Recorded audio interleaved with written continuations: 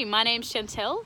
I'm here to give a quick video on my ATAR and to pass on some advice from one young person to another.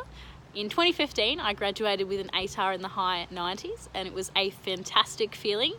One of the best achievements of my life almost. And I guess I did it because I chose subjects that were right for me.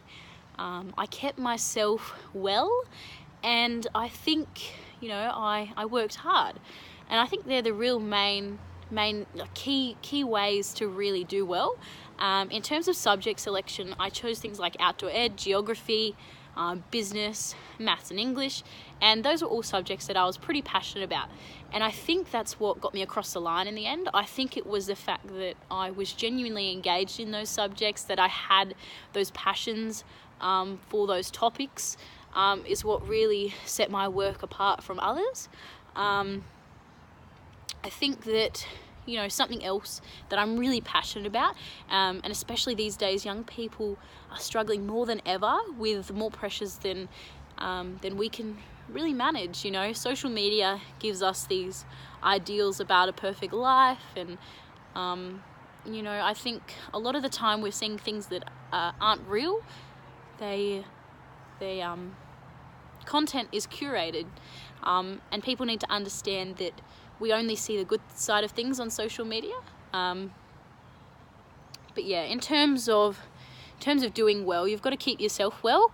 I think mental health and general health and well-being are really important in making sure that you get the results you want. They come first. ATARs are important, and they're a rule. They basically fast track your way to where you want to go. However, there's lots of avenues, and if you don't get the results you were hoping for in year 12, it isn't over.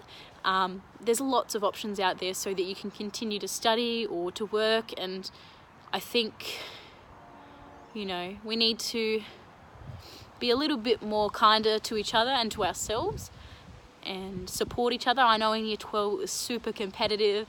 Everyone was all buying for those high ATARs, and I think we forgot to look out for each other. We forgot to just ask those questions like, how are you going with things? Do you need a hand? And I think the more you work with people, the better you get at working with yourself, and the better you set yourself up for the future. These days I'm running my own business. I'm 19, but I can do that because I communicate with people. I can do that because I learned that people are your best resource, and I think that leads into another piece of advice I would have, is to lean on the people around you, and to accept the support that you're given. I know I was too proud sometimes to let people in to help me, but take help when you can get it, and give help. And I think my last piece of advice would be to work hard. I guess you can't get results if you don't put any effort in, so it's really important to work hard and to keep focused. Set yourself goals and make sure that you're clear on where you want to go. I wasn't sure what I wanted to do when I finished school, and there was lots of pressures for me to go straight into uni, and I ended up taking a gap year just to really clear my head and to get a bit of work behind me, and I think it really paid off well. I got to meet new people, travel, and so I think really focus, find what course you want to get into, set a goal for the ATAR you want to achieve, and strive towards that. Get things done. There's so many opportunities to get stuff drafted, and I think take those opportunities to your advantage. I always used drafts and always took feedback, because it's a good way to make sure that the work you're doing is the best it could be. And I think that's what got me over the line in the end. I think that letting people in, working hard, and choosing subjects that I was passionate about were all really key to me achieving the results that I got. And I hope that if you're watching this, maybe you're soon to complete year 12, or you're on your way to, and I really hope that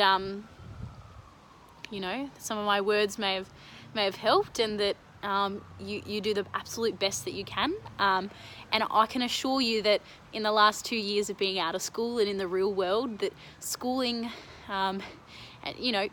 it's some of the best times of your lives. I, you know, still have friends from high school that we hang out regularly, and it's nice. And I think also, you know, high school, yeah, it's a good time. And the real world, it's a lot harder to make friends when when you're just an adult out in the world. And I think, yeah, you've got to appreciate what you have, and really be appreciative that we're so lucky in Australia to have fantastic education opportunities.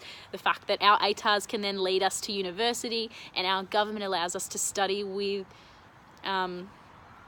essentially without having to pay up front. And I think we're really lucky, and we should all appreciate the fact we live in an amazing country, and we have those opportunities for education. Thank you for watching, and I wish you all the best. Thanks. Bye.